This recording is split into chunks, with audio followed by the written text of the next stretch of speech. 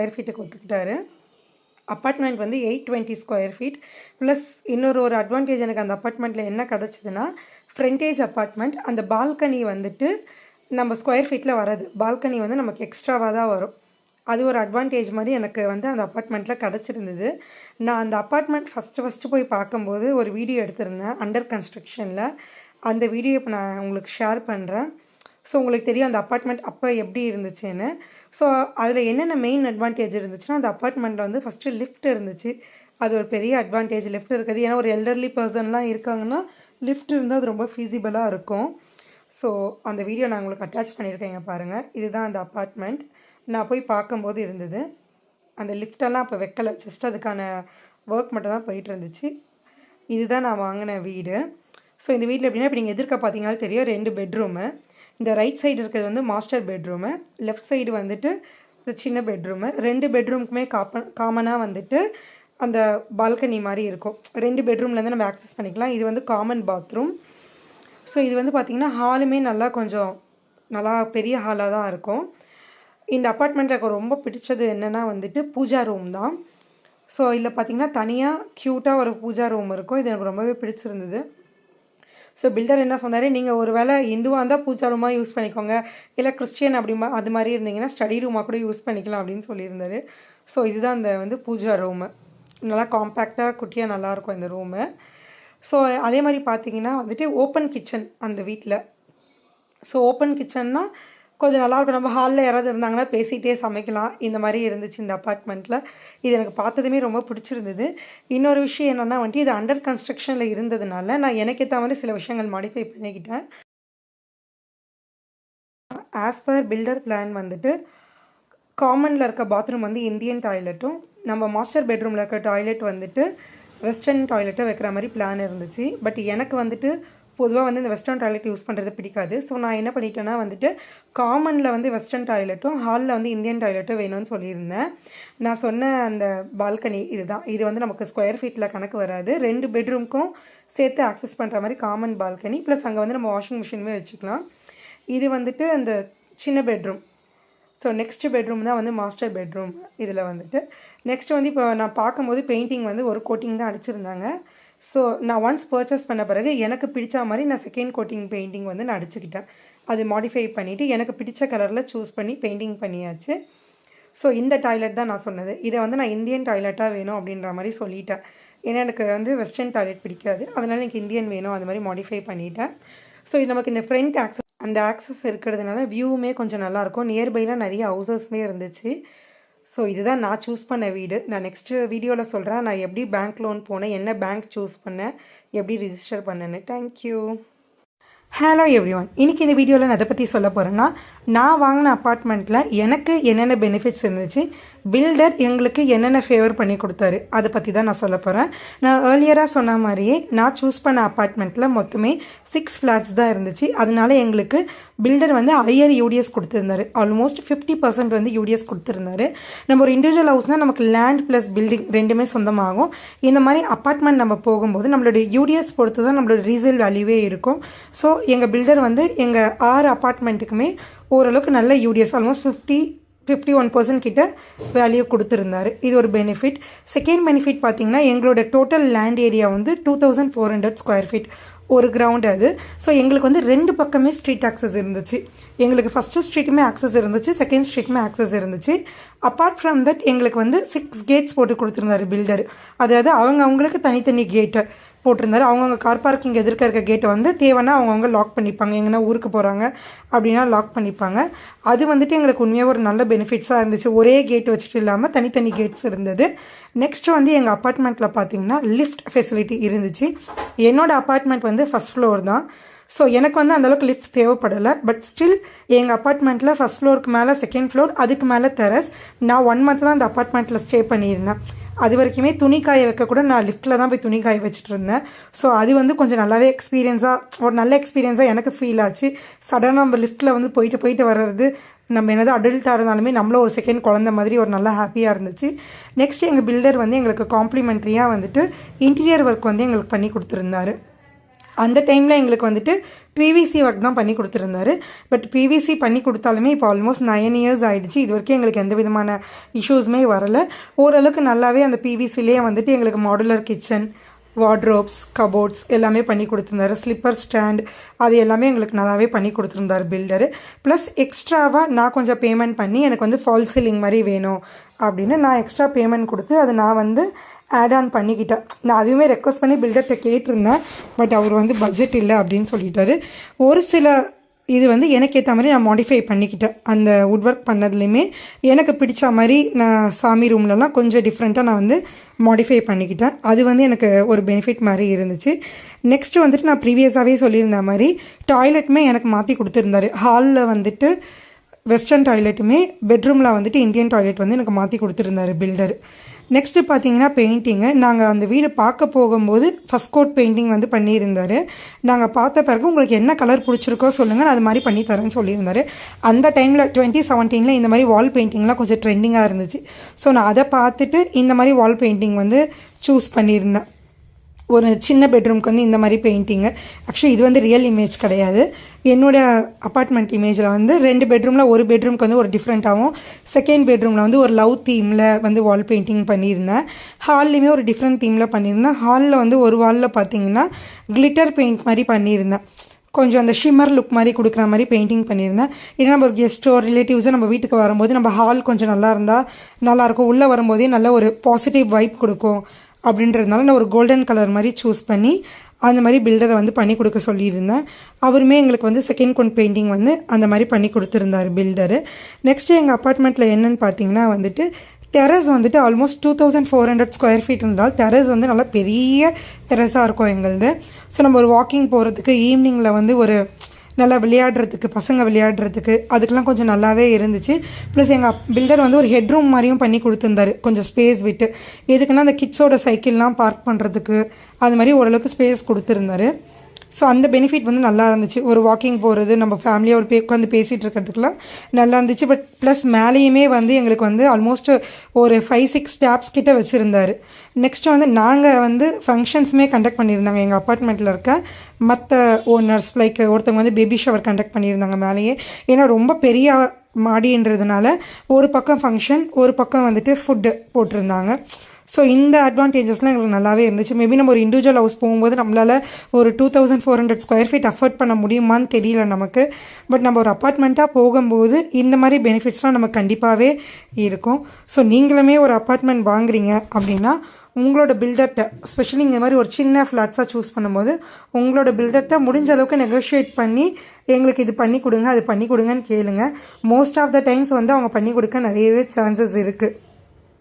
நம்ம கேட்காம விட்டுட்டு பின்னாடி ரிக்ரெட் பண்ணுறதுக்கு நம்ம கேட்டுட்டோம்னா நமக்குமே ஒரு சாட்டிஸ்ஃபேக்ஷனாக இருக்கும். கேட்டுட்டு பண்ணி தரலனால ஓகே, கேட்ட சாட்டிஸ்ஃபேக்ஷன் நமக்கு இருக்கும். So thank you. Hello everyone. இன்றைக்கி இந்த வீடியோவில் நான் அதை பற்றி சொல்ல போகிறேன்னா, நான் எப்படி என்னுடைய அப்பார்ட்மெண்ட் இஎம்ஐயை 4 இயர்ஸில் கம்ப்ளீட் பண்ணேன் அதை பற்றி தான் உங்கள்கிட்ட சொல்ல போகிறேன். நான் இஎம்ஐ எப்போ எடுத்தேன்னு பார்த்தீங்கன்னா 2017 அக்டோபர் மந்த், செப்டம்பர் ரிஜிஸ்டர் பண்ணேன். அக்டோபர்லேருந்து எனக்கு இஎம்ஐ ஸ்டார்ட் ஆகிடுச்சு. நான் எடுத்த loan amount 27,77,000, EMI 19,000, tenure 30 years போட்டிருந்தேன். நான் ப்ரீவியஸ் வீடியோவில் சொன்ன மாதிரி நான் 24 இயர்ஸ் தான் எனக்கு அப்போ ஏஜ்ன்றதுனால எனக்கு வந்து 30 இயர்ஸ் போட்டால் தான் எலிஜிபிள் வரும் அப்படின்னு சொல்லிட்டாங்க. ஸோ நான் ஒன்ஸ் லோன் எடுத்த பிறகு தான் ரீபேமெண்ட் ஷெடியூல் பார்த்துருந்தேன். பார்க்கும்போது தான் தெரிஞ்சுது நான் 30 இயர்ஸ் இந்த 19,000 இஎம்ஐ பே பண்ணேன்னா எண்ட் ஆஃப் 13 இயர்ஸ் நான் பே பண்ண அமௌண்ட் பார்த்தீங்கன்னா 90 lakhs ப்ளஸ் நான் பே பண்ணுற மாதிரி இருக்கும். இப்போ அந்த டைமில் எனக்கு உண்மையாகவே எப்படா இது நம்ம எப்படி பே பண்ணி முடிக்க போகிறோம் ஒரு 30 இயர்ஸ்ன்னு ரொம்ப ஒரு எப்படி சொல்கிறதுனே தெரியல, ஒரு மாதிரி பயமாகிடுச்சு. நம்மளால் முடிக்க முடியுமா, நம்ம அவசரப்பட்டு தப்பு பண்ணிட்டோமோ அப்படின்னு நினச்சேன். பட் நான் எப்படி பிளான் பண்ணி முடித்தேன் அப்படின்றத உங்ககிட்ட சொல்கிறேன். அந்த டைமில் அதாவது நான் சொல்கிற டைம் எப்படின்னா அக்டோபர், அந்த டைமில் என்னோடய டேக் ஹோம் சேலரி பார்த்தீங்கன்னா 33,000 என்னோடய டேக் ஹோம் சேலரி. நான் வந்து ஃபார்மா மார்க்கெட்டிங்கில் ஒர்க் பண்ணிகிட்ருக்கேன். ஸோ எனக்கு வந்து டெய்லி பெட்ரோலுக்கு அலவன்ஸ் வந்து கம்பெனியில் கொடுப்பாங்க. ஸோ அது பார்த்திங்கன்னா அந்த டைமில் 230, அது எனக்கு ஒரு மந்த்லி ஒரு 5 வரும். So due to some personal reason நான் வாங்கின வீட்டில் 1 month தான் இருந்தேன். அதுக்கப்புறம் அந்த வீட்டை வந்து நான் ரெண்ட்டுக்கு விட்டுட்டேன். அந்த வீட்டில் நான் வாங்கின ரெண்ட் வந்து 12,000 ப்ளஸ் 1,000 rupees வந்து மெயின்டெனன்ஸ்க்கு வாங்கியிருந்தோம். அது வந்து நான் மெயின்டெனன்ஸ்க்கு வந்து பே பண்ணிவிடுவேன் அப்பார்ட்மெண்ட்டில். ஸோ என்னோடய ஹஸ்பண்டுக்கு வந்து அவங்க ஃபேமிலி கமிட்மெண்ட் கொஞ்சம் இருந்ததுனால அவர் 5,000 தான் மந்த்லி எனக்கு கொடுப்பாங்க. ஸோ டோட்டலாக எங்களோட மந்த்லி இன்கம் பார்த்தீங்கன்னா 55,500 எங்களோட மந்த்லி இன்கம். எனக்கு அப்போ என்னென்ன எக்ஸ்பென்ஸ் இருந்துச்சுன்னு பார்த்தீங்கன்னா, நான் இருந்த ரெண்டல் ஹவுஸோட ரெண்ட் பார்த்தீங்கன்னா 8,000.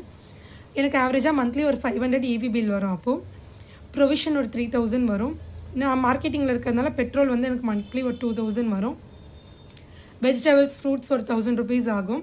அதர் எக்ஸ்பென்ஸ் ஒரு 1,000 ஆச்சுன்னா கூட எனக்கு மந்த்லி வந்து 16,000 கிட்டே எனக்கு எக்ஸ்பென்ஸ் வரும். ப்ளஸ் நான் பே பண்ண வேண்டிய EMI 19,000. ஸோ எனக்கு அப்ராக்சிமேட்டாக பெர் மந்த்துக்கு எனக்கு பார்த்தீங்கன்னா ஆல்மோஸ்ட் 35,000 எனக்கு தேவைப்படும். ஸோ இது பார்த்தீங்கன்னா எனக்கு ரிமைனிங் வந்து ஒரு 20,500 வந்து என்கிட்ட கையில் இருக்கும். ஸோ நான் என்ன பண்ணுவேன்னா, எவ்ரி மந்த் வந்து நான் ஒரு EMI வந்து கூட பே பண்ண ஸ்டார்ட் பண்ணிட்டேன். எப்படின்னா அக்டோபர் மந்த்லேருந்தே நான் பே பண்ண ஸ்டார்ட் பண்ணிட்டேன். ஸோ நீங்கள் கேட்கலாம், மீதி 1,500 வச்சு நீங்கள் எப்படி ஃபேமிலி ரன் பண்ணியிருப்பீங்க? எஸ், கரெக்டு தான் நீங்கள் கேட்குறது. 1,500 மேபி எதனா அர்ஜென்ட்டுக்கு தேவைப்பட்டுச்சுன்னா எங்கள் ஹஸ்பண்ட் எதனா கையில் இருந்து கொடுப்பாங்க. அது மட்டும் இல்லாமல் நான் வந்து ஃபார்மா மார்க்கெட்டிங்கில் இருந்ததுனால நான் ஒர்க் பண்ண கரெக்டாக ப்ராடக்ட்டில் வந்து ஒரு நல்லாவே போயிட்டு இருந்த ப்ராடக்ட். ஸோ அந்த டைமில் எங்களுக்கு எப்படி பார்த்தீங்கன்னா February month, May month, August, November அந்த மாதிரி இந்த 4 மந்த்துமே எனக்கு வந்து இன்சென்டிவ்ஸ் வரும். ஸோ நான் இந்த வீடு வாங்கி 2 மந்த்லேயே எனக்கு ஒரு இன்சென்டிவ் வந்திருந்தது. அதை பேக்கப்புக்கு நான் கொஞ்சம் கையில் வச்சுட்டு தான் நான் மீதி பே பண்ண ஸ்டார்ட் பண்ணது. இது மாதிரி தான் அந்த டிசம்பர் வரைக்கும் போயிட்டு இருந்துச்சு. ஈவன் February வரைக்கும் அப்படி தான் போச்சு. எங்கள் கம்பெனியில் அப்போ நான் ஒர்க் பண்ண கம்பெனியில் எப்படின்னா ஜான் டு டிசம்பர் தான். ஜான்வரி எங்களுக்கு வந்து இன்க்ரிமெண்ட் போடுவாங்க. அது வந்துட்டு மார்ச் சேலரியோட கிரெடிட் ஆகும். ஸோ ஏப்ரல்லேருந்து எங்களோட ஆக்சுவல் சேலரி ஸ்டார்ட் ஆகும். 2018 ஏப்ரலே பார்த்தீங்கன்னா என்னோட டேக் ஹோம் சேலரி 37,000 ஆயிடுச்சு. ப்ளஸ் எங்கள் கம்பெனியில் வந்து எனக்கு டெய்லி அலவன்ஸுமே இன்க்ரீஸ் பண்ணிட்டாங்க. 270 per day ஆகிடுச்சு. அதுலேயுமே எனக்கு ஒரு அமௌண்ட் இன்க்ரீஸ் ஆகிடுச்சு. ஸோ என்னோடய இன்சென்டிவ் அமௌண்ட்டு பார்த்திங்கன்னா இந்த 4 மாதமே எப்படி வரும்னா அப்ராக்சிமேட்டாக 70,000லேருந்து 1 lakhs வரைக்கும் எனக்கு வந்துட்டு இன்சென்டிவ்ஸ் வந்துட்டு இருந்துச்சு. ஸோ நான் எப்படின்னா வந்துட்டு இந்த இன்சென்டிவ் அமௌண்ட்டை பேக்கப்புக்கு கொஞ்சம் எடுத்து வச்சுப்பேன். மீதி ரிமைனிங் எல்லாமே நான் EMI பே பண்ணிவிடுவேன். இப்படி நான் பே பண்ணும்போது எனக்கு என்ன ஆயிடுச்சுன்னா ஆல்மோஸ்ட் ஒரு 1.5 yearsலேயே எனக்கு 2018 முடிக்கும் போதே எனக்கு ஆல்மோஸ்ட் 15 years கிட்டே என்னோட EMI வந்துட்டு கம்மியாயிடுச்சு. ஸோ அடுத்தடுத்த இயரில் எனக்கு இன்க்ரிமெண்ட் வரும்போதோ இன்சென்டிவ் வரும்போதோ நான் ஃபுல்லாகவே அந்த டைமில் நான் எந்த விதமான சேவிங்ஸுமே போடலை. என்னோடய ஃபுல் டெடிக்கேஷன் வந்துட்டு எனக்கு ஹோம் லோன் க்ளோஸ் பண்ணணுன்றது மட்டும்தான் என் மைண்டோட தாட் ஓடிட்டே இருந்துச்சு. இல்லை 2018 எனக்கு வந்து பேபியுமே டெலிவர் ஆகிடுச்சு. பட் நான் ஒர்க் பண்ண கம்பெனியில் வந்துட்டு எனக்கு இன்சூரன்ஸ் எல்லாமே இருந்ததுனால என் கையிலேருந்து எதுவுமே செலவு பண்ணுற மாதிரி எனக்கு கிடையாது. ஈவன் நாங்கள் செக்கப்புக்கு போகிற இது கூட என் கம்பெனியில் வந்துட்டு எங்களுக்கு கிளைம் பண்ணிடுவாங்க. ஸோ நான் கையிலேருந்து பே பண்ணுற மாதிரி எனக்கு எதுவுமே இருக்காது. ஸோ நான் டெடிக்கேட்டடாகவே அந்த 4 years வந்து நான் ஏர்ன் பண்ண எல்லாமே வந்து என்னோடய ஹவுசிங் லோனில் மட்டும்தான் நான் பே பண்ணிகிட்டு இருந்தேன். பட் என் கையில் பார்த்தீங்கன்னா அமௌண்ட்டு கம்மியாக தான் இருக்கும். பட் நான் பே பண்ணிகிட்டே இருந்தேன். இதில் வந்து ஆல்மோஸ்ட் 2019 வந்து பார்த்திங்கன்னா என்னோடய ரெண்ட்டுமே நான் இன்க்ரீஸ் பண்ணிட்டேன். ஏன்னா நான் வாடகைக்கு இருந்த வீட்டில் எனக்கு ரெண்ட் இன்க்ரீஸ் பண்ணிட்டாங்க. ஸோ நான் வந்து அங்கே ரெண்ட்டுமே இன்க்ரீஸ் பண்ணிட்டேன். ஸோ நான் இந்த மாதிரி கரெக்டாக பிளான் பண்ணி பண்ணதுனால எனக்கு ஆல்மோஸ்ட் 2021 ஜான்வரி ஃபெப் அந்த டைம்லேயே வந்துட்டு என்னோட கம்ப்ளீட்டாக இந்த ஹவுசிங் லோனே நான் க்ளோஸ் பண்ணிட்டேன் வித்தின் 4 years. ஸோ நீங்களுமே ஒரு ஹவுசிங் லோன் போடுறீங்க, மேபி இப்போ ஒரு யங் ஏஜில் இருக்கீங்க, ஒரு 24-25 இருக்கீங்க, ஒரு 30 years நீங்கள் போடுறீங்கன்னா நீங்கள் பயப்பட வேண்டாம். நீங்கள் கரெக்டாக பிளான் பண்ணி கொஞ்சம் அதர் எக்ஸ்பென்சஸ் கம்மி பண்ணிக்கிட்டோன்னா இந்த லோனை முடிச்சிடலாம். லைக் நீங்கள் என்னோட இதில் பார்த்தீங்கன்னா இந்த லோன் முடிச்சிட்ட பிறகு நான் வேறு லோன் எடுக்காமல் இருந்ததுனால இது எல்லாமே நான் அதுக்கப்புறம் வந்து ஒரு லாவிஷாக ஸ்பெண்ட் பண்ணியிருக்கலாம். பட் நான் அதுக்கப்புறமும் வேறு வீடு வாங்கினேன். அதை நான் அடுத்தடுத்த வீடியோவில் சொல்கிறேன்.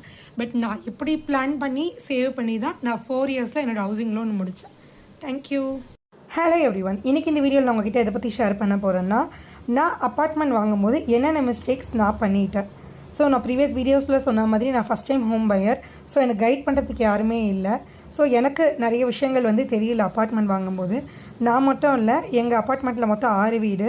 நாங்கள் 3 பேர் ஒரே டைமில் வீடு வாங்கியிருந்தோம். நாங்கள் 3 பேருமே first time home pier. So எங்கள் 3 பேருக்குமே எந்த விதமான நாலேஜுமே இல்லை. எங்கள் பில்டர் என்னெல்லாம் சொன்னாரோ அது எல்லாமே நாங்கள் பெரிய அளவில் ரீசெக் பண்ணவே இல்லை. ஸோ நீங்கள் ஒருவேளை ஒரு அப்பார்ட்மெண்ட் வாங்க போகிறீங்கன்னா நீங்கள் 1க்கு 2 தடவை நான் சொல்கிற விஷயம்லாம் கரெக்டாக இருக்கா அப்படின்னு செக் பண்ணிக்கோங்க. அது ரொம்பவே உங்களுக்கு யூஸ்ஃபுல்லாக இருக்கும். ஃபஸ்ட்டு வந்து கார் பார்க்கிங். நான் கார் பார்க்கிங்க்கு 1 lakh பே பண்ணியிருந்தேன். அதுக்கான அலாட்மெண்ட் லெட்டர் வந்து நான் பில்டர்கிட்ட வாங்கியிருக்கணும்.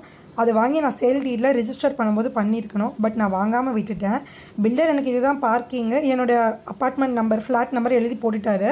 பட் ஸ்டில் எனக்கு அந்த அலாட்மெண்ட் லெட்டர் இல்லாமல் அதுக்கப்புறம் நிறைய இஷ்யூஸ் வந்து நான் ஒரு 5 yearsக்கு அப்புறம் தான் அவர்கிட்ட அலாட்மெண்ட் லெட்டரே வாங்கியிருந்தேன். பட் நீங்கள் நியூவாக வாங்குறதா இருந்தால் ஃபஸ்ட்டே வாங்கிடுங்க. நெக்ஸ்ட்டு நான் வந்து நியூவாக வீடு வாங்க போகிறேன்றதை மட்டுமே யோசிச்சுட்டு இருந்தேனே தவிர டிஸ்டன்ஸ் பற்றி யோசிக்கலை. ஏன்னா நான் ஒரு ஃபார்மா மார்க்கெட்டிங்கில் இருக்கேன். நான் ஆல்ரெடி நிறைய ட்ராவல் பண்ணணும். நான் வந்து இப்போ நான் பார்த்துருந்த வீடும் என்னுடைய ஒர்க் டிஸ்டன்ஸ் நான் கவர் பண்ணுற ஹாஸ்பிட்டல்ஸுமே ரொம்ப தூரம். நான் ப்ரீவியஸ் வீடியோஸில் சொன்ன மாதிரி நான் சூஸ் பண்ணுறது ஒரு ஐடி கம்பெனிஸ் நிறைய இருக்க ஏரியா. ஸோ அந்த ஏரியாவே ரொம்ப டிராஃபிக்கான ஏரியா. நான் இங்கேருந்து ட்ராவல் பண்ணி போகிறது எனக்கு ரொம்பவே கஷ்டமாக இருந்துச்சு. அது ஒரு பெரிய டாஸ்க் நான் ஃபேஸ் பண்ணேன். ஈவன் தான் நான் அந்த வீட்டில் ஒரு 1 month தான் இருந்தேன். அதுக்கப்புறம் நான் வீடு ஷிஃப்ட் பண்ணிட்டேன், என்னால் ட்ராவல் பண்ண முடியலன்னு சொல்லிட்டேன்னு. ஸோ நீங்கள் ஃப்யூச்சரில் வீடு வாங்குறீங்கன்னா டிஸ்டன்ஸ் பார்த்துட்டு உங்களுக்கு சூட்டபுளாக இருக்குமான்னு பார்த்துட்டு வாங்கிக்கோங்க. நெக்ஸ்ட் பார்த்தீங்கன்னா வந்து வாட்டரு. பில்டர் எங்ககிட்ட வீடு சேல் பண்ணும்போது 2 போர் போட்டிருக்கேன். ப்ளஸ் மெட்ரோவுக்கு நான் தொட்டி கட்டி கொடுத்துருக்கேன். ஃப்யூச்சரில் கவர்மெண்ட்மே மெட்ரோ விட்டுருவாங்க. இது வந்து சிஎம்டி லிமிட்டில் தான் இருக்குது. கவர்மெண்ட்மே மெட்ரோ விட்டுருவாங்க. உங்களுக்கு தண்ணி ப்ராப்ளமே வராது. மேபி ஒரு 1 year ஆனாலும் தண்ணி ப்ராப்ளம் வருது. ஏன்னா 2 போர் இருக்குதுன்னு சொல்லியிருந்தாரு. நாங்கள் தண்ணி குடிச்சு பார்க்கும் போதுமே நல்லா தான் இருந்துச்சு தண்ணி. நாங்கள் ஒன்ஸ் அந்த வீட்டில் போய் யூஸ் பண்ணும்போது தான் எனக்கு தெரிஞ்சுது அந்த 2 போரில் 1 போர் தண்ணி வந்து உப்பாயிடுச்சு, அதிகமான ஆழம் போட்டு. அதனால தான் அவர் இன்னொரு போரே எடுத்திருக்காரு. அந்த போரில் உப்பு கிடையாது. பட் என்ன ஆயிடுச்சுன்னா வித்தின் 2-3 month வந்து சம்மர் சீசன் ஸ்டார்ட் ஆகிடுச்சு. எங்களுக்கு வந்து சுத்தமாக தண்ணி இல்லாமல் ஆயிடுச்சு. நாங்கள் அதனால என்ன ஆகிட்டுனா வெளியிலேருந்து காசு கொடுத்து டேங்க் வாங்கி ஊற்றி யூஸ் பண்ணுற மாதிரி ஆயிடுச்சு. அதுக்கப்புறம் நாங்கள் பணம் கட்டி மெட்ரோ வாட்டர் எடுத்தோம் ஒரு 2-3 monthக்கு அப்புறம். அது நாங்கள் எக்ஸ்ட்ராவாக பே பண்ண மாதிரி இருந்துச்சு. இன்னொன்று எங்களுக்கு ஃப்ரீக்வெண்ட்டாகவே இந்த மோட்டர் எரிஞ்சு போகிறது, அந்த ப்ரெஷர் லாக் ஆகிறது, அந்த மாதிரி ப்ராப்ளம்ஸ் இருந்துச்சு. என்னன்னு செக் பண்ணி பார்த்தா அவர் போட்டிருந்த மோட்டர் வந்து பிராண்டட் கிடையாது. இன்னொன்று கெப்பாசிட்டி கம்மியாக போட்டார். ஒரு 6 வீடு இருக்க அப்பார்ட்மெண்ட்டு. இப்போ நாங்கள் 3 பேர் இருக்கும்போது கண்டினியூஸாக அதை யூஸ் பண்ணிகிட்டே இருக்கோமோ அது மாதிரி கண்டினியூஸாக இஷ்யூஸ் வந்திருக்கு போல். அதுக்கப்புறம் நாங்கள் ஒரு 1 yearக்கு அப்புறம் நாங்கள் அகெயின் மோட்ரு சேஞ்ச் பண்ணியிருந்தோம். கொஞ்சம் நல்ல மோட்டராக பிராண்டடாக அந்த மாதிரி போட்டு சேஞ்ச் பண்ணியிருந்தோம். இன்னொன்று அவர் எங்களுக்கு வந்து ஆட்டோமேட்டிக்குமே வச்சு கொடுக்கல. லைக் அப்பார்ட்மெண்ட் மாதிரி ஒரு செட்டப்பில் நம்மளால் இறங்கி போய் மோட்ரு போட முடியாது. நாங்கள் அதுக்கப்புறம் ஸ்பெண்ட் பண்ணி ஆட்டோமேட்டிக் வந்து ஃபிக்ஸ் பண்ணி நாங்கள் யூஸ் பண்ணிகிட்டு இருந்தோம். Next drainage. அவர் என்ன சொன்னார்னா நாங்கள் வந்து ஒரு பைப் போட்டிருக்கேன், அது போய் காவாவில் கலந்துடும், உங்களுக்கு வந்து ட்ரைனேஜ்லாம் லீக் ஆகிற இஷ்யூஸே இருக்காது அப்படின்ற மாதிரி சொல்லியிருந்தார். பட் என்ன ஆயிடுச்சுன்னா அவர் பைப் போட்டதெல்லாம் உண்மை தான். அவர் ஏதோ கொஞ்சம் பெருசாக போட வேண்டிய பைப் வந்து சின்னதாக போட்டுட்டார். அது இன்னமும் எனக்கு எக்ஸாக்டாக என்ன இஷ்யூன்னு தெரியல. ஸோ என்ன ஆகிட்டுனா ஒரு 1 yearக்கு அப்புறம் எங்களுக்கு வந்து எங்களோட இதில் வந்து ட்ரைனேஜ் லீக் ஆக ஆரம்பிச்சிருச்சு. எவ்ரி டைம் நாங்கள் ஒரு 500 கொடுத்து ஆளை கூப்பிட்டு எடுக்கிற மாதிரி இருந்துச்சு. ஃபைனலாக என்ன தான் சொல்யூஷன் அப்படின்னு பார்க்கும்போது அந்த பைப் வந்து இன்னும் கொஞ்சம் பெருசாக போடணும் மாற்றி அப்படின்னு சொல்லியிருந்தாங்க. அதுக்கு ஒரு 50,000 கிட்ட ஆகுன்ற மாதிரி சொல்லியிருந்தாங்க. அதுக்கப்புறம் நாங்கள் அது பண்ணலை. நாங்கள் இருக்கிறதே வச்சு மேனேஜ் பண்ணிகிட்ருக்காங்க இப்போ வரைக்கும் சம்வாட். ஸோ நீங்கள் ஒரு வீடு வாங்குறீங்கன்னா இது எல்லாமே நீங்கள் ஒரு தடவை பில்டர்கிட்ட செக் பண்ணிக்கோங்க. மேபி இந்த பைப்லாம் நம்ம போய் மேனுவலாக செக் பண்ண முடியலனா கூட நீங்கள் எதனா பர்சனை கூப்பிட்டு இதெல்லாமே 1க்கு 2 தடவை பார்த்துக்கோங்க. எலக்ட்ரிக்கல் ஒர்க்ஸு இந்த மாதிரி எல்லாமே நீங்கள் பார்த்துக்கிட்டிங்கன்னா நீங்கள் கொஞ்சம் வந்துட்டு சேஃபாக இருந்துக்கலாம். அகைன் நம்ம செலவு பண்ண மாதிரி இருக்காமல் இருக்கும் சுச்சுவேஷன். இன்னொன்று பேரண்ட் டாக்குமெண்ட், இந்த மதர் டாக்குமெண்ட் வந்து நாங்கள் பில்டர்கிட்ட இருந்து வாங்கவே இல்லை. நாங்கள் 6 வீட்டுக்குமே ஒரு 1 yearக்கு அப்புறம் வந்துட்டு ஆள் வந்துட்டாங்க. பட் நாங்கள் யாருமே பில்டர்கிட்ட இருந்து இந்த மதர் டாக்குமெண்ட் வாங்காமல் விட்டுட்டோம். லாஸ்ட் இயர் எங்கள் அப்பார்ட்மெண்ட்டில் ஒருத்தர் வந்து ஹவுஸ் சேல் பண்ணார். அப்போ தான் அவர் எல்லாருக்கிட்டையுமே வந்து மதர் டாக்குமெண்ட் வேணும்னு கேட்டுகிட்டே இருக்கார். எங்கள் யார்கிட்டையுமே மதர் டாக்குமெண்ட் இல்லை. அந்த பில்டருமே எங்கே இருக்காருன்னு எங்களுக்கு தெரியல. அவர் நம்பருமே ஸ்விட்ச் ஆஃப். நாங்கள் ரொம்பவே கஷ்டப்பட்டு அவரோட அட்ரஸ் கண்டுபிடிச்சி அதுக்கப்புறம் தான் அந்த மதர் டாக்குமெண்ட் எங்களுக்கு வந்து கிடச்சிது. ஸோ நீங்கள் ஒரு வீடு வாங்குறீங்கன்னா இது எல்லாமே பார்த்துக்கோங்க. அந்த அப்பார்ட்மெண்ட்டில் யார்கிட்ட மதர் டாக்குமெண்ட் இருக்குது இது எல்லாமே நீங்கள் தெரிஞ்சு வச்சுக்கிட்டிங்கன்னா உங்களுக்கு ரொம்பவே யூஸ்ஃபுல்லாக இருக்கும். என்னென்ன நடந்திருக்கு அப்படின்னு பார்த்துக்கிறது உங்களுக்கு நல்லாவே யூஸ்ஃபுல்லாக இருக்கும். தேங்க்யூ. Hello everyone. இன்றைக்கி இந்த வீடியோவில் நான் எதை பற்றி சொல்ல போகிறேன்னா, நான் ப்ரீவியஸ் வீடியோவில் முடிச்சிருந்த மாதிரி நான் ஆல்ரெடி ஒரு ப்ராப்பர்ட்டி வந்து சூஸ் பண்ணிட்டேன். பில்டர்கிட்ட பேசி அமௌண்ட்டும் ஃபைனலைஸ் பண்ணிட்டேன். அமௌண்ட் வந்து 30 lakhsன்னு சொல்லிட்டு ஃபைனலைஸ் பண்ணது. ப்ளஸ் அது இல்லாமல் நான் கார் பார்க்கிங்க்கு 1 lakhம் இபிக்கு 50,000 பே பண்ணணும். எக்ஸ்ட்ரா வந்து ரெஜிஸ்ட்ரேஷன் வரும். இது வந்து பில்டர் சொன்னது. நெக்ஸ்ட்டு நான் ஆல்ரெடி சொல்லியிருந்த மாதிரி எனக்கு ப்ரீ அப்ரூவல் லெட்டருமே வந்துடுச்சு. மினிமம் 27 lakhs எலிஜிபிள் கொடுத்துருந்தாங்க. மேக்ஸிமம் 30 lakhs வரைக்கும் எனக்கு எலிஜிபிள் கொடுத்துருந்தாங்க. நெக்ஸ்ட் நான் ரிஜிஸ்டர் ஆஃபீஸ் போயிட்டு அந்த பர்டிகுலர் ப்ராப்பர்ட்டிக்கு ரெஜிஸ்ட்ரேஷனுக்கு எவ்வளோ வரும்னு செக் பண்ணும்போது அப்ராக்சிமேட்டாக 1,50,000 வரும்னு சொல்லியிருந்தாங்க. ஸோ எனக்கு மொத்தமாக 33 lakhs தேவைப்பட்டுச்சு இந்த ப்ராப்பர்ட்டி நான் வாங்கணும் அப்படின்னா. சரி ஓகே, நமக்கு தான் லோன் அமௌண்ட் எலிஜிபிலிட்டி வந்து 30 lakhs வருதுல, நம்ம ரிமைனிங் 3 lakhs தானே ரெடி பண்ணுற மாதிரி வரும்னு சொல்லிட்டு நான் வந்துட்டு இருந்த ஜுவல்ஸ்லாம் வச்சுட்டு 50,000 கொடுத்து பில்டர்கிட்ட சேல் அக்ரிமெண்ட் போட்டுட்டேன். ஏன்னா நம்ம சேல் அக்ரிமெண்ட் போட்ட பிறகு தான் நம்ம பேங்க்கில் வந்து ஃபர்தராக கொடுத்து ப்ரொசீட் பண்ண முடியும். அதனால் ஓகேன்னு சொல்லிவிட்டு நான் ஃபஸ்ட்டு வந்துட்டு சேல் அக்ரிமெண்ட் போட்டாச்சு. 50,000 கொடுத்துட்டு சேல் அக்ரிமெண்ட் போட்டுட்டேன். நெக்ஸ்ட்டு வந்துட்டு ப்ரீ அப்ரூவல் லெட்டர் வச்சு பார்க்கும்போது எனக்கு டிஃப்ரெண்ட் டைப்ஸ் ஆஃப் பேங்க்லேருந்து எனக்கு வந்து லோன் எலிஜிபிலிட்டி கொடுத்துருந்தாங்க. ஸோ என்னென்னா வந்துட்டு அந்த பேங்க்கில் எவ்வளோ எனக்கு லோன் அமௌண்ட் வந்து கொடுக்குறாங்க, இன்ட்ரெஸ்ட் ரேட் எவ்வளோ, நான் எவ்வளோ இஎம்ஐ கட்டணும், அது மாதிரி அந்த லெட்டர் இருந்துச்சு. ஸோ நான் இது எல்லாத்தையுமே கம்பேர் பண்ணி பார்த்துட்டு இருந்தேன். எவ்வளோ இஎம்ஐ கட்டுற மாதிரி வருது, இன்ட்ரெஸ்ட் ரேட் எவ்வளோ வருது, நமக்கு மேக்ஸிமம் எவ்வளோ லோன் அமௌண்ட் ஆஃபர் பண்ணுறாங்க அப்படின்னு பார்க்கும்போது எஸ்பிஐயில் எனக்கு 27 lakhs தான் லோன் வரும்னு போட்டிருந்தது. பட் இன்ட்ரெஸ்ட் ரேட் வந்து அந்த டைமில் 2017 வந்துட்டு இன்ட்ரெஸ்ட் ரேட் வந்துட்டு 8% மேலே தான் இன்ட்ரெஸ்ட், 8%லேருந்து 9% வரைக்கும் போகும். எனக்கு எஸ்பிஐயில் வந்து 8.3% இன்ட்ரெஸ்ட் கொடுத்துருந்தாங்க. மீதி பேங்க்லலாம் வந்து 8.5, 8.7 அந்த மாதிரி கொடுத்துருந்தாங்க. ஸோ நான் இன்ட்ரெஸ்ட் கம்பேர் பண்ணி பார்த்துட்டு எஸ்பிஐ ஓகே, நம்ம எஸ்பிஐலேயே லாகின் பண்ணலாம் டிசைட் பண்ணி நான் பேங்க் பஜாரில் இன்ஃபார்ம் பண்ணி எஸ்பிஐயில் லாகின் பண்ணிட்டேன். ஸோ எஸ்பிஐயில் என்ன சொன்னாங்கன்னா வந்து நான் சிங்கிள் ஃபீமேல் கேண்டிடேட்டை லாகின் பண்ணதுனால ப்ராசஸிங் ஃபீ கிடையாது, பட் வேல்யூவேஷனுக்கு மட்டும் அப்ஃப்ரண்ட்டாக 3000 பே பண்ணணும். ஏன்னா 3 times வேல்யூவேஷன் வருவாங்க, அந்த 3 பேருமே கொடுக்குற ரிப்போர்ட் வச்சு தான் ஃபைனல் லோன் அமௌண்ட் சொல்லுவோன்ற மாதிரி சொல்லியிருந்தாங்க. ஸோ நான் அப்ஃப்ரண்ட்டாகவே 3000 நான் பே பண்ணிட்ட பிறகு நான் வேல்யூவேஷன் வருவாங்கன்னு வெயிட் பண்ணிகிட்டு இருக்கேன். அந்த 3 பேருமே வேல்யூவேஷன் வந்து முடிக்கிறதுக்கே 25 days ஆகிடுச்சு. ஏன்னா எஸ்பிஐயில் அவ்வளோ ஸ்லோவாக ப்ராசஸ் பண்ணாங்க. நான் கண்டினியூஸாக ஃபாலோ பண்ணிகிட்டே இருக்க மாதிரி இருந்துச்சு. ஏன்னா எனக்கு ஒரு சைடு பில்டர்கிட்டேருந்து ப்ரெஷரு, இவ்வளோ நாள் ஆகிடுச்சு, 25 days ஆகிடுச்சு, மீதி பேர்லாம் உங்களுக்கு பின்னாடி ப்ராசஸ் பண்ணவங்களாம் ஸ்பீடாக பண்ணிகிட்ருக்காங்கன்னு.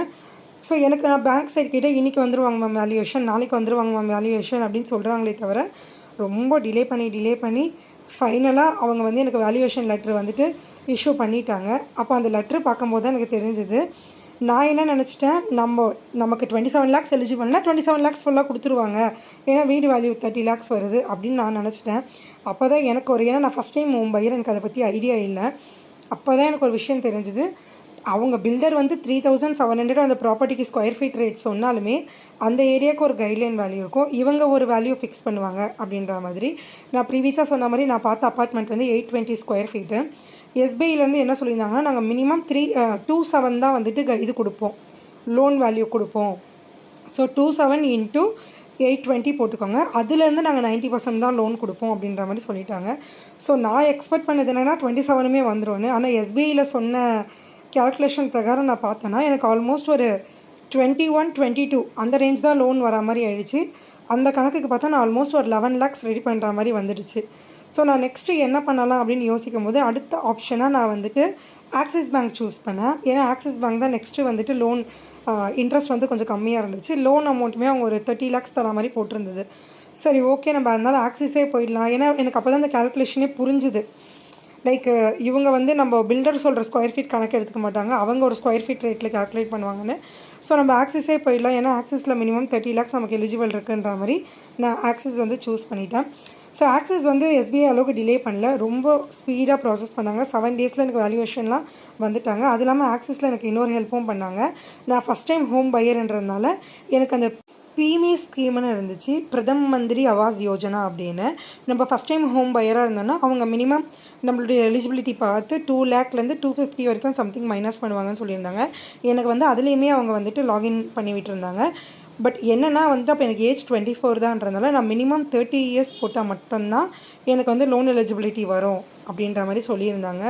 சரி ஓகேன்னு சொல்லியாச்சு. மினிமம் 30 years போட்ட பிறகு என்னுடைய ப்ராப்பர்ட்டிக்கு வந்து 27 lakhs வந்து எனக்கு லோன் வந்து ஃபைனலாக எனக்கு எலிஜிபிலிட்டி வந்துச்சு. அதாவது 27,77,000 எக்ஸாக்டாக சொல்லணும்னா. ஏன்னா அது 77,000 வந்து இன்சூரன்ஸ் அதுக்கெலாம் போயிடுச்சு.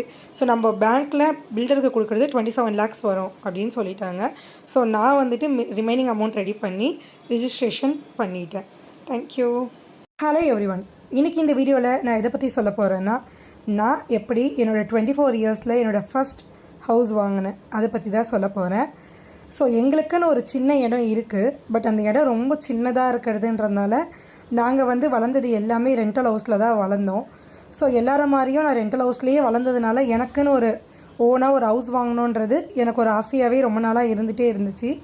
அப்படி இருக்கும்போது தான் என்னோடய கலீக் ஒருத்தவங்க என் கூட ஒர்க் பண்ணுறவங்க வீடு கிரகப்பிரவேசம் வச்சுருந்தாங்க. அதுக்கு என்னை இன்வைட் பண்ணியிருந்தாங்க. ஒரு அப்பார்ட்மெண்ட் தான் அது. ஸோ நான் போய் அப்போ அந்த கிரகப்பிரவேசத்துக்கு போகும்போது அவங்கள்ட்ட நான் கேட்டிருந்தேன், எப்படி ஃபுல் கேஷ் கொடுத்து வாங்கினீங்களா அப்படின்ற மாதிரி பேசிகிட்டு இருந்தோம். டிஸ்கஸ் பண்ணும்போது அவங்க சொன்னாங்க, இல்லை நான் ஹவுசிங் லோன் போய் தான் வாங்கியிருக்கேன், இந்த அமௌண்ட் என் கையில் பெருசாக எதுவும் இல்லை அப்படின்ற மாதிரி சொன்னாங்க.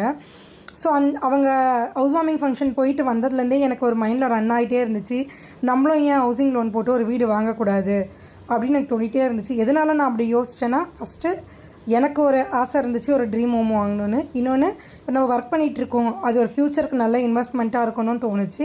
இன்னொன்று நம்ம இப்போ ஒர்க் ஆஸ் எ ஃபீமேலாக நான் ஒர்க் பண்ணிகிட்டு இருந்தேன், அது வந்து எனக்கு ஒரு ஃபினான்ஷியல் செக்யூரிட்டியை கொடுக்கும் ஃப்யூச்சரில். நான் இப்படியெல்லாம் யோசிச்சுட்டு ஓகே நம்ம வீடு வாங்கலாமான்ற மாதிரி என் மைண்டில் வந்து நிறைய ஐடியாஸ் வந்து ஓடிட்டே இருந்துச்சு. ஸோ நான் வந்து எங்கள் ஃபேமிலிலேயும் எல்லாக்கிட்டையும் சொல்லியிருந்தேன். எல்லாருமே சஜஷன் வந்து வேண்டாம், ஹோம் லோன்லாம் எடுத்தால் ரொம்ப வருஷம் கட்டணும், 30 வருஷம் கிட்ட கட்டுற மாதிரி இருக்கும், நம்ம வாங்குறத விடவும் நம்ம அதிகமாக பே பண்ணுற மாதிரி இருக்கும், ஸோ அது மாதிரி வேண்டாம், நீ வேணால் சேவ் பண்ணி வச்சுட்டு நீ வாங்கிக்கோ அப்படின்னு சொல்லியிருந்தாங்க. பட் என் மைண்டில் அந்த இது ஓடிட்டே இருந்துச்சு. ஸோ நான் ஃபஸ்ட்டு என்ன நினச்சேன், நமக்கு முதல்ல லோன் வருமா வராதான்னு செக் பண்ணிக்கலாம். ஏன்னா அப்போது நான் சொல்கிறது எப்போனா வந்து 2017 வாங்கின வீடு. ஸோ அந்த டைமில் எனக்கு சேலரியுமே கம்மி தான். ஸோ என்னோடய சேலரிக்கு ஃபஸ்ட்டு லோன் வருமா, வந்தால் எவ்வளோ வரும் அப்படின்றத பற்றி நான் யோசிச்சுட்டே இருந்தேன். சார் ஓகே, இன்ஸ்டெட் ஆஃப் யோசிச்சுக்கிட்டே இருக்கிறதுக்கு நம்ம பேங்க் பஜாரில் வந்து லாகின் பண்ணி பார்க்கலான்னு பேங்க் பஜாரில் என்னோடய basic details, PAN card, Aadhaar card, salary slip, form 16 இது எல்லாமே கொடுத்து நான் லாகின் பண்ணி பார்த்துருந்தேன்.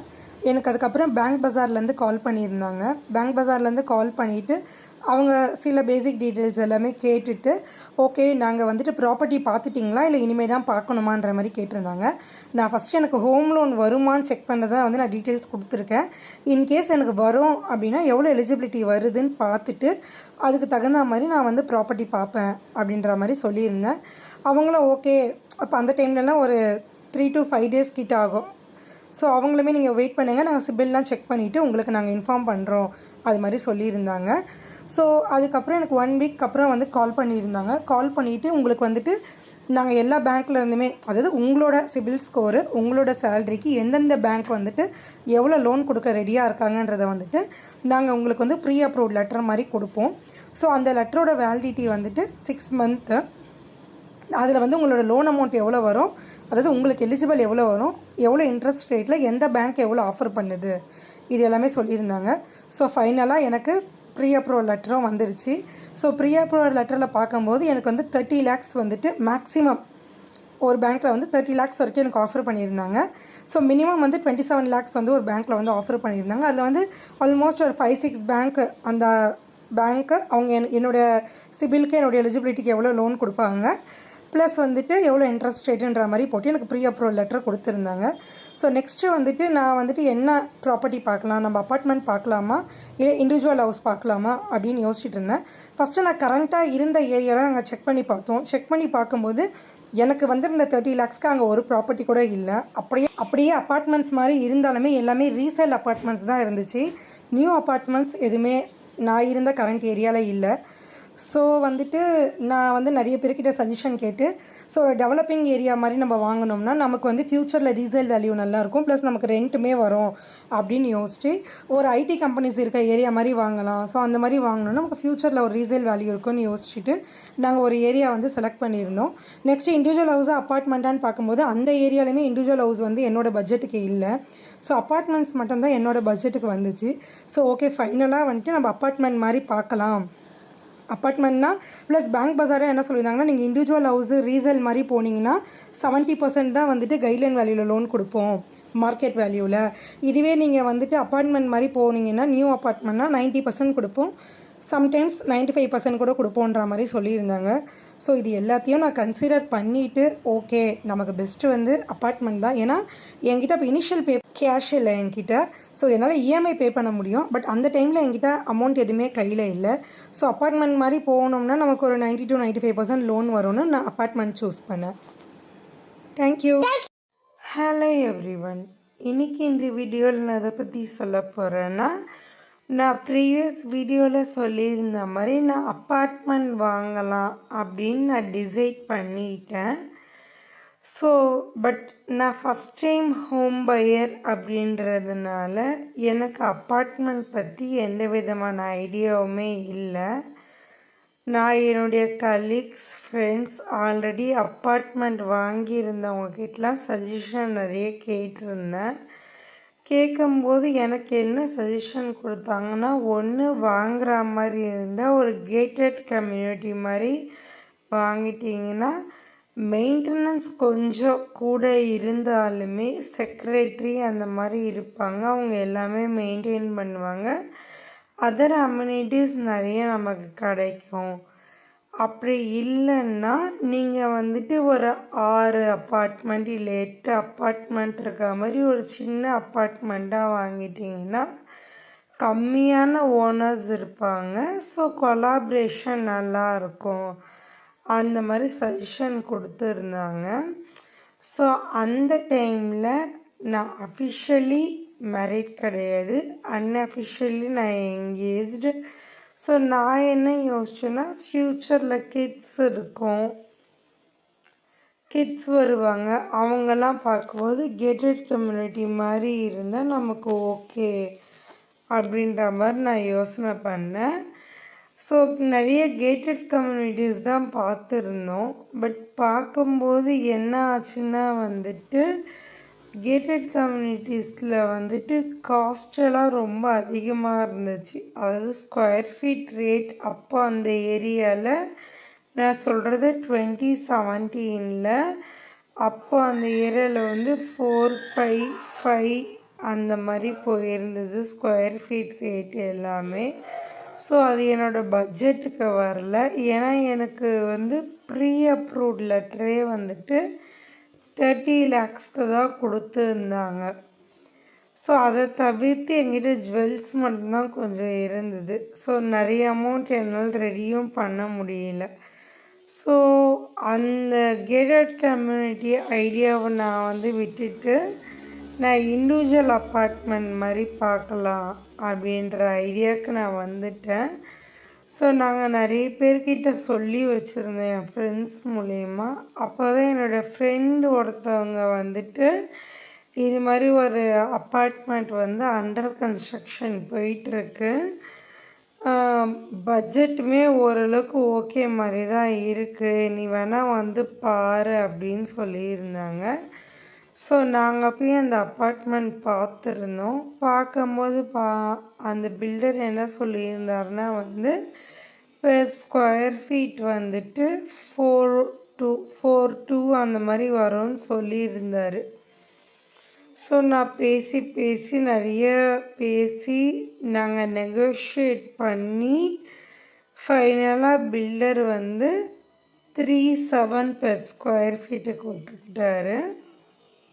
அப்பார்ட்மெண்ட் வந்து 820 ஸ்கொயர் ஃபீட் ப்ளஸ் ஒரு அட்வான்டேஜ் எனக்கு அந்த அப்பார்ட்மெண்ட்டில் என்ன கிடச்சிதுன்னா, ஃப்ரண்டேஜ் அப்பார்ட்மெண்ட். அந்த பால்கனி வந்துட்டு நம்ம ஸ்கொயர் ஃபீட்டில் வராது, பால்கனி வந்து நமக்கு எக்ஸ்ட்ராவாக தான் வரும். அது ஒரு அட்வான்டேஜ் மாதிரி எனக்கு வந்து அந்த அப்பார்ட்மெண்ட்டில் கிடச்சிருந்தது. நான் அந்த அப்பார்ட்மெண்ட் ஃபஸ்ட்டு போய் பார்க்கும்போது ஒரு வீடியோ எடுத்திருந்தேன் அண்டர் கன்ஸ்ட்ரக்ஷனில். அந்த வீடியோ இப்போ நான் உங்களுக்கு ஷேர் பண்ணுறேன். ஸோ உங்களுக்கு தெரியும் அந்த அப்பார்ட்மெண்ட் அப்போ எப்படி இருந்துச்சுன்னு. ஸோ அதில் என்னென்ன மெயின் அட்வான்டேஜ் இருந்துச்சுன்னா, அந்த அப்பார்ட்மெண்ட்டில் வந்து ஃபஸ்ட்டு லிஃப்ட் இருந்துச்சு. அது ஒரு பெரிய அட்வான்டேஜ், லிஃப்ட் இருக்குது. ஏன்னா ஒரு எல்டர்லி பர்சன்லாம் இருக்காங்கன்னா லிஃப்ட் இருந்தால் அது ரொம்ப ஃபீஸிபிளாக இருக்கும். ஸோ அந்த வீடியோ நான் உங்களுக்கு அட்டாச் பண்ணியிருக்கேங்க பாருங்கள். இதுதான் அந்த அப்பார்ட்மெண்ட் நான் போய் பார்க்கும்போது இருந்தது. அந்த லிஃப்டெல்லாம் அப்போ வைக்கலை, ஜஸ்ட் அதுக்கான ஒர்க் மட்டும் தான் போயிட்டு இருந்துச்சு. இதுதான் நான் வாங்கின வீடு. ஸோ இந்த வீட்டில் எப்படின்னா, இப்போ நீங்கள் எதிர்க்க பார்த்தீங்கன்னா தெரியும் 2 பெட்ரூமு. இந்த ரைட் சைடு இருக்கிறது வந்து மாஸ்டர் பெட்ரூமு, லெஃப்ட் சைடு வந்துட்டு சின்ன பெட்ரூமு. 2 பெட்ரூமுக்குமே காமனாக வந்துட்டு அந்த பால்கனி மாதிரி இருக்கும். 2 பெட்ரூம்லேருந்து நம்ம ஆக்சஸ் பண்ணிக்கலாம். இது வந்து காமன் பாத்ரூம். ஸோ இது வந்து பார்த்திங்கன்னா ஹாலுமே கொஞ்சம் நல்லா பெரிய ஹாலாக தான் இருக்கும். இந்த அப்பார்ட்மெண்ட்டில் எனக்கு ரொம்ப பிடிச்சது என்னென்னா வந்துட்டு பூஜா ரூம் தான். ஸோ இதில் பார்த்திங்கன்னா தனியாக க்யூட்டாக ஒரு பூஜா ரூம் இருக்கும். இது எனக்கு ரொம்பவே பிடிச்சிருந்தது. ஸோ பில்டர் என்ன சொன்னார், நீங்கள் ஒரு வேளை இந்துவாக இருந்தால் பூஜா ரூமாக யூஸ் பண்ணிக்கோங்க, இல்லை கிறிஸ்டியன் அப்படிமா அது மாதிரி இருந்தீங்கன்னா ஸ்டடி ரூமாக கூட யூஸ் பண்ணிக்கலாம் அப்படின்னு சொல்லியிருந்தாரு. ஸோ இதுதான் அந்த பூஜா ரூமு. நல்லா காம்பேக்டாக குட்டியாக நல்லாயிருக்கும் இந்த ரூமு. ஸோ அதே மாதிரி பார்த்தீங்கன்னா ஓப்பன் கிச்சன் அந்த வீட்டில். ஸோ ஓப்பன் கிச்சன்னா கொஞ்சம் நல்லாயிருக்கும். நம்ம ஹாலில் யாராவது இருந்தாங்கன்னா பேசிகிட்டே சமைக்கலாம். இந்த மாதிரி இருந்துச்சு இந்த அப்பார்ட்மெண்ட்டில். இது எனக்கு பார்த்ததுமே ரொம்ப பிடிச்சிருந்தது. இன்னொரு விஷயம் என்னென்னா இது அண்டர் கன்ஸ்ட்ரக்ஷனில் இருந்ததுனால நான் எனக்கு ஏற்ற மாதிரி சில விஷயங்கள் மாடிஃபை பண்ணிக்கிட்டேன். ஆஸ் பர் பில்டர் பிளான் காமனில் இருக்க பாத்ரூம் இந்தியன் டாய்லெட்டும், நம்ம மாஸ்டர் பெட்ரூமில் இருக்க டாய்லெட் வெஸ்டர்ன் டாய்லெட்டை வைக்கிற மாதிரி பிளான் இருந்துச்சு. பட் எனக்கு பொதுவாக இந்த வெஸ்டர்ன் டாய்லெட் யூஸ் பண்ணுறது பிடிக்காது. ஸோ நான் என்ன பண்ணிட்டேன்னா காமனில் வெஸ்டர்ன் டாய்லெட்டும் ஹாலில் இந்தியன் டாய்லெட்டும் வேணும்னு சொல்லியிருந்தேன். நான் சொன்ன அந்த பால்கனி இதுதான். இது நமக்கு ஸ்கொயர் ஃபீட்டில் கணக்கு வராது. 2 பெட்ரூம்க்கும் சேர்த்து ஆக்சஸ் பண்ணுற மாதிரி காமன் பால்கனி. ப்ளஸ் அங்கே நம்ம வாஷிங் மிஷினுமே வச்சுக்கலாம். இது அந்த சின்ன பெட்ரூம். ஸோ நெக்ஸ்ட் பெட்ரூம் தான் மாஸ்டர் பெட்ரூம். இதில் நெக்ஸ்ட் இப்போ நான் பார்க்கும்போது பெயிண்டிங் ஒரு கோட்டிங் தான் அடிச்சிருந்தாங்க. ஸோ நான் ஒன்ஸ் பர்ச்சேஸ் பண்ண பிறகு எனக்கு பிடிச்ச மாதிரி நான் செகண்ட் கோட்டிங் பெயிண்டிங் நான் அடிச்சுக்கிட்டேன். அது மாடிஃபை பண்ணிவிட்டு எனக்கு பிடிச்ச கலரில் சூஸ் பண்ணி பெயிண்டிங் பண்ணியாச்சு. ஸோ இந்த டாய்லெட் தான் நான் சொன்னது. இதை நான் இந்தியன் டாய்லெட்டாக வேணும் அப்படின்ற மாதிரி சொல்லிட்டேன். ஏன்னா எனக்கு வெஸ்டர்ன் டாய்லெட் பிடிக்காது. அதனால் எனக்கு இந்தியன் வேணும், அந்த மாதிரி மாடிஃபை பண்ணிட்டேன். ஸோ இது நமக்கு இந்த ஃப்ரண்ட் ஆக்சஸ் இருக்கிறதுனால வியூவுமே கொஞ்சம் நல்லாயிருக்கும். நியர்பையில் நிறைய ஹவுசஸ்மே இருந்துச்சு. ஸோ இதுதான் நான் சூஸ் பண்ண வீடு. நான் நெக்ஸ்ட்டு வீடியோவில் சொல்கிறேன் நான் எப்படி பேங்க் லோன் போனேன், என்ன பேங்க் சூஸ் பண்ணேன், எப்படி ரிஜிஸ்டர் பண்ணேன்னு. தேங்க்யூ.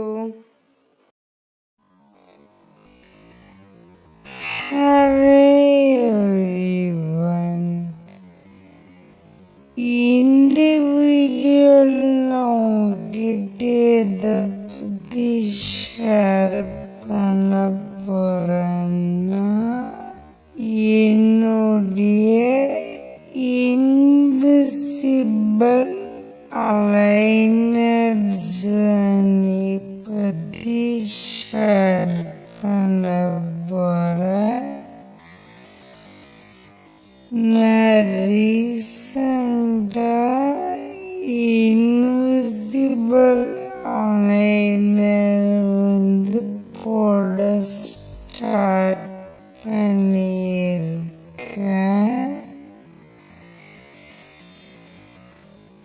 ஸோ அதோட ஜர்னியை உங்ககிட்ட ஷேர் பண்ண மேபி அது உங்களுக்கு யூஸ்ஃபுல்லாக இருக்கும்ன்றதுக்காக நான் ஷேர் பண்ணுறேன்.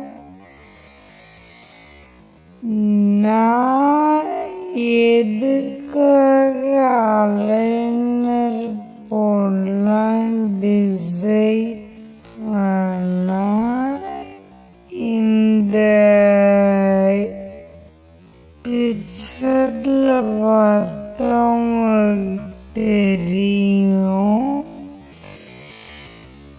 எனக்கு பல்லு கொஞ்சம் ஃப்ரண்ட்டில் நல்லாவே தூக்கிட்டு இருக்கும். இது இப்போ ஸ்டார்ட் பண்ணதில்லை. சின்ன வயசு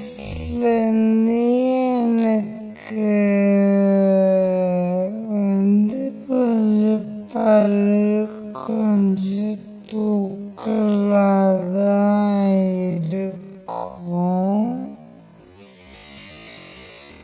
ப்ளஸ் இப்போ ரீசன்ட் டேஸில் என்ன ப்ராப்ளம் ஸ்டார்ட் ஆச்சுன்னு பார்த்தீங்கன்னா, எனக்கு சைடில் வந்துட்டு கேப் வர ஆரம்பிச்சிருச்சு.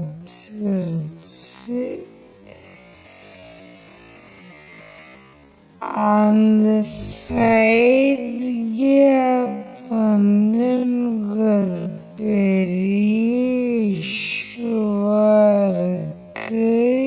என்னால் வந்து சிரிக்கும் போதெல்லாம் சைடில் வந்து அந்த கேப் நல்லாவே தெரியுது. ஸோ நான் இதுக்காக வந்து ஒரு ஆப்ஷன் பார்த்துட்டு இருந்தேன். என்ன மாதிரி போகலாம், என்ன பண்ணலான்ட்டு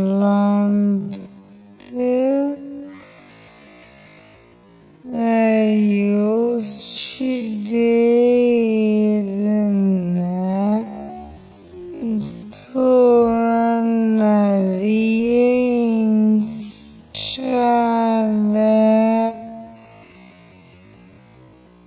ஃபேஸ்புக், யூடியூப்லாம் நிறைய ஆட் பார்த்துட்டே இருந்தேன். ஸோ அப்போ வந்து எனக்கு இன்விசிபிள் அலைனர் பற்றி தெரிஞ்சுது. ஸோ எனக்கு கரெக்டாக இருக்கும்னு நான் நினச்சேன்.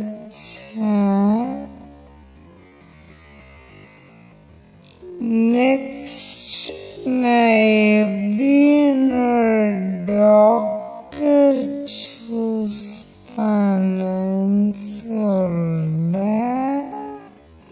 இதேதான் நான் ஒன்ஸ் இன்விசிபிள் போடலான்னு டிசைட் பண்ண பிறகு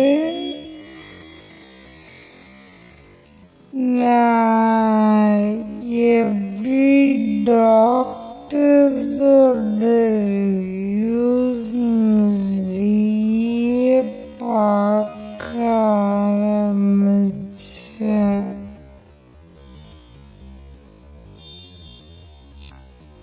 எப்படி இருக்கு ரிவ்யூஸு, அவங்களோட பேஷண்ட் எக்ஸ்பீரியன்ஸு,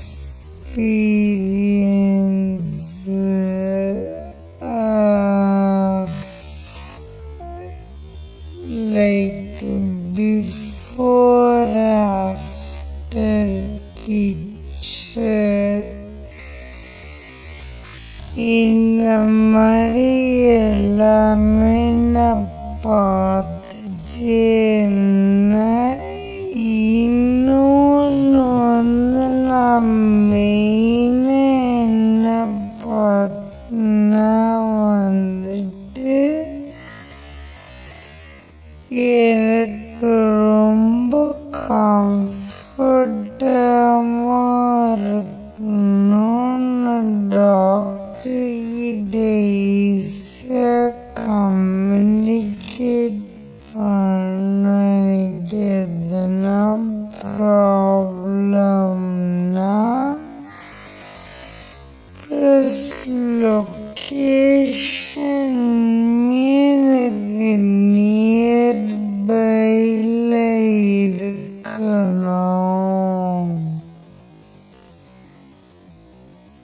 அப்படின்ற மாதிரி பார்த்தேன். இன்னொன்று வந்துட்டு காஸ்ட் வைஸ்மே கொஞ்சம் எஃபெக்டிவாக இருக்கணும். நிறைய அமௌண்ட் ஸ்பெண்ட் பண்ண முடியாது. இதுக்கெல்லாம் சூட் ஆகிற மாதிரி டாக்டர் தான் செலக்ட் பண்ணிட்டு தான் ஒரு டாக்டர் ஃபைனலைஸ் பண்ணிட்டு போனேன். அவர் போனதுமே எனக்கு இன்விசிபிள் சஜஸ்ட் பண்ணாம எனக்கு 3 டிஃப்ரெண்ட் ஆப்ஷன்மே கொடுத்தாரு. மெட்டல் ட்ரெஸ்ஸஸ் பற்றியுமே சொன்னாரு, செராமிக் பற்றியுமே சொன்னாரு, இன்விசிபிள் பற்றியுமே சொல்லியிருந்தாரு. 3 பிரேசஸோட காஸ்ட் எவ்ரிதிங் எனக்கு கிளியராக எக்ஸ்பிளைன் பண்ணியிருந்தாரு. எனக்கு என்ன சூட் ஆகும் அப்படின்னு சொல்லியிருந்தாரு. ஸோ எனக்கு வந்து ஒரு மைல்டு கரெக்ஷன் தான். ஸோ இன்விசிபிள் நான் டிசைட் பண்ண மாதிரி இன்விசிபிள் ஓகே அப்படின்ற மாதிரி சொல்லியிருந்தாரு. பட் காஸ்ட் வைஸ்மே ஆப்ஷன் கொடுத்துருந்தாரு. 3 டிஃப்ரெண்ட் காஸ்ட்ல அவைலபிள் இருக்கு. நீங்க வந்து டிசைட் பண்ணிக்கோங்க அப்படின்னு சொல்லியிருந்தாரு. பட் நான் ஒர்க் பண்ணுறதுனால எனக்கு இன்விசிபிள் தான் ஓகேன்னு தோணுச்சு. அதுக்கப்புறம் நான் ஸ்கேன் எடுத்துட்டோம். இது வந்து என்னோட ஸ்கேன் இமேஜ். இது வந்து பிஃபோர் ஸ்கேன் இமேஜ்.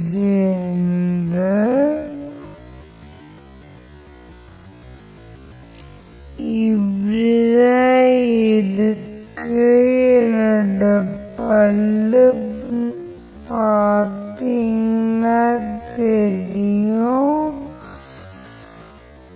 பல்லு நல்லா தூக்கிட்டு இருக்கு. அந்த சைட்லையுமே கேப் தெரியும். ஸோ இந்த 3D ஸ்கேன் எடுத்து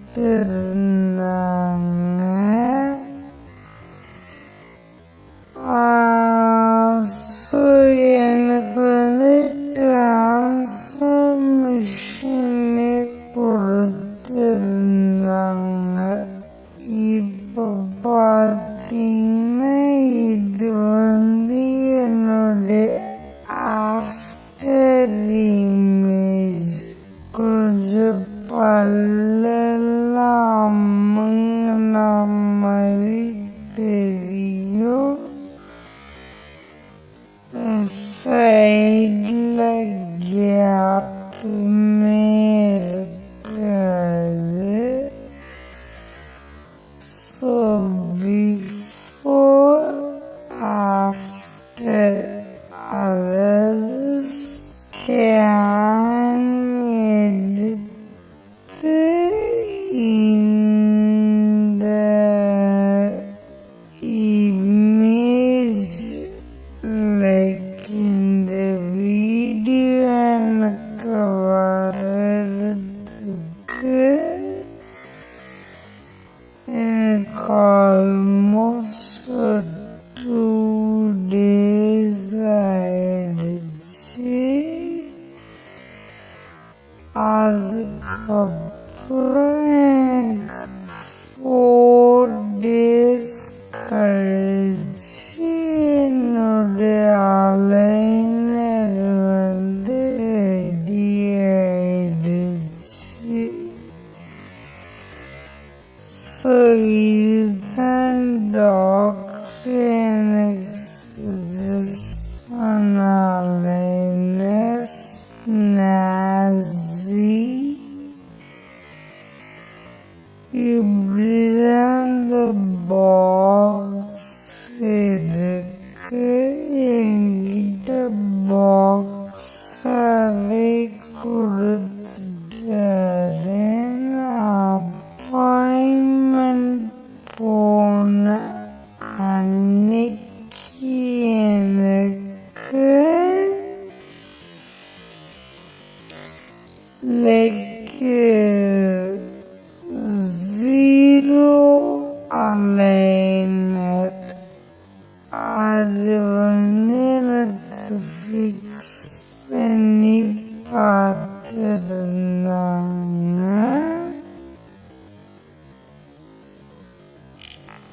யூஸ்வலாக அப்படின்னா எனக்கு மைல்டு ஆக்ஷன்றதுனால வந்துட்டு எனக்கு 6 month போடணும். டோட்டலாக 12 அலைனர்ஸ் போடணும் அப்படின்னு சொல்லியிருக்காங்க. இது வந்துட்டு நான் 15 days ஒன்ஸ் நான் சேஞ்ச் பண்ணணும்னு சொல்லியிருக்காங்க. ஸோ அந்த ஃபர்ஸ்ட் டே போட்டு பார்த்துட்டு இப்போ ஃபர்ஸ்ட் அலைனர் நான் போட்டுட்டேன். அது 1 day மட்டும்தான். ஃபர்ஸ்ட் அலைனர் நான் போட்டுருக்கேன். இதை நான் சொன்னேன். இந்த 0 அலைனர் ஃபர்ஸ்ட் டே ஃபிக்ஸ் பண்ணி பார்த்தது. ஸோ நெக்ஸ்ட் டே வந்து நான் 1 வந்து போட்டுட்டேன். நான் 1 தான் போட்டுருக்கேன். ஸோ அதுக்கப்புறம் நான் போட வேண்டிய அலைனர்ஸ்லாம் கொடுத்துருக்காங்க. இது வந்து 6ன்றது வந்து ரீட்டெய்னர். இந்த 6 month நான் என்னோட அலைனர் ஜர்னி முடிச்சதுமே இந்த ரீட்டெய்னர் வந்து மினிமம்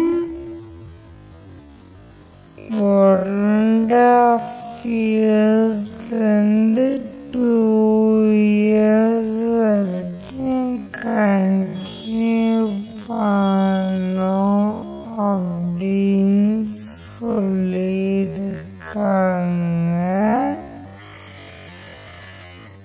இதில் பார்த்தீங்கன்னா இந்த மாதிரி ஒரு பாக்ஸ் இருக்கு. இந்த பாக்ஸில் பார்த்தீங்கன்னா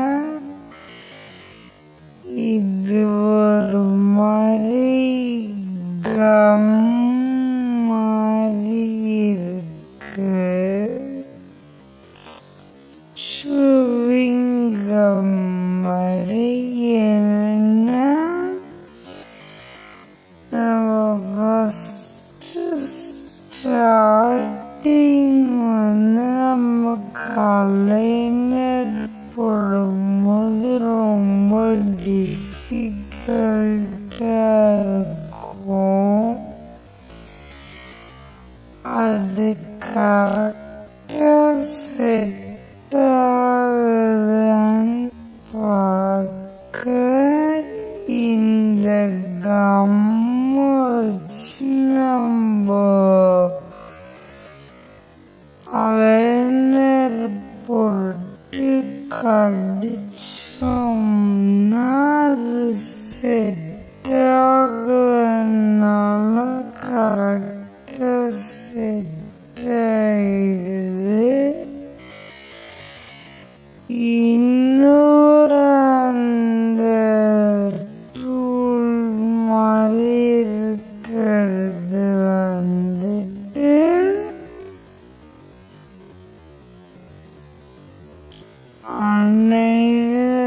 ரிமூவ் பண்ணுறது. நெக்ஸ்ட் அலைனர் போடுறதுல இன்விசிபிள் என்னென்ன ப்ரோஸ் இருக்கு, என்ன கான்ஸ் இருக்குன்னு பார்க்க போகிறோம்.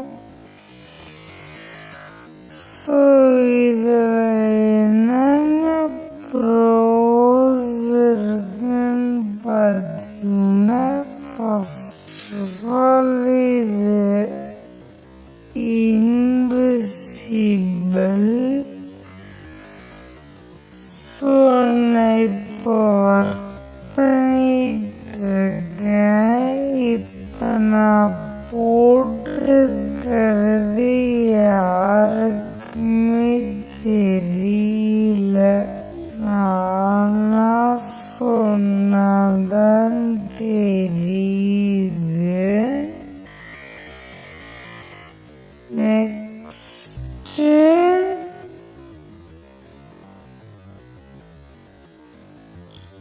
நம்ம ஒரு ஒர்க் பண்ணுறோம், ஸ்கூல் படிக்கிறோம், காலேஜ் படிக்கிறோம்னா இது கண்டிப்பாக ஒரு நல்ல ஆப்டான சாய்ஸு.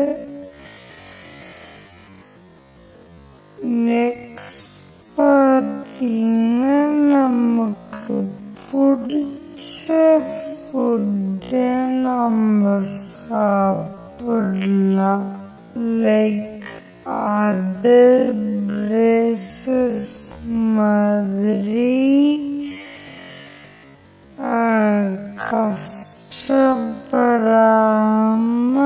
நம்ம கலட்டிட்டு ரிமூவ் பண்ணிட்டு சாப்பிட்டு நம்ம அகைன் வந்து போட்டுக்கலாம். ஸோ அந்த விதத்துக்கு இது ரொம்ப கன்வீனியன்ட்டாக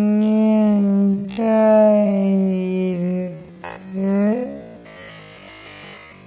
இதோட கான்ஸ் என்னன்னு பார்த்தீங்கன்னா, கண்டிப்பாக நம்ம 22 ஹவர்ஸ்லேருந்து 22 ஹவர்ஸ் நம்ம கண்டிப்பாக போட்டுருக்கணும். அப்போதான் நம்ம எதிர்பார்த்த ரிசல்ட் நமக்கு கிடைக்கும்.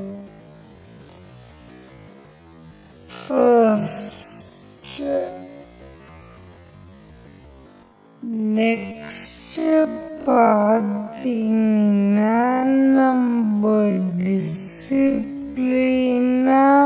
போட்டு அதான் நம்மளோட அடுத்த அலைனர் செட் வந்து நம்ம கரெக்டாக வந்துட்டு ஃபிட்டாகும். இல்லைன்னா அது ஃபிட்டாகாம டைட்டாக இருக்கும்.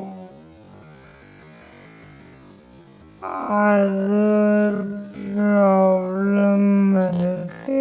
நெக்ஸ்ட் இது வந்து ரொம்ப காம்ப்ளெக்ஸ் கேஸஸ்க்கு இது யூஸ் பண்ண முடியாது. மைல்ட் டு மாடரேட்டாக யூஸ் பண்ணலாம். இன்னொன்று இது பார்த்தீங்கன்னா பிளாஸ்டிக் மாதிரிதான் இருக்கும். நம்ம ரொம்ப போட்டு ப்ரெஸ் பண்ணால்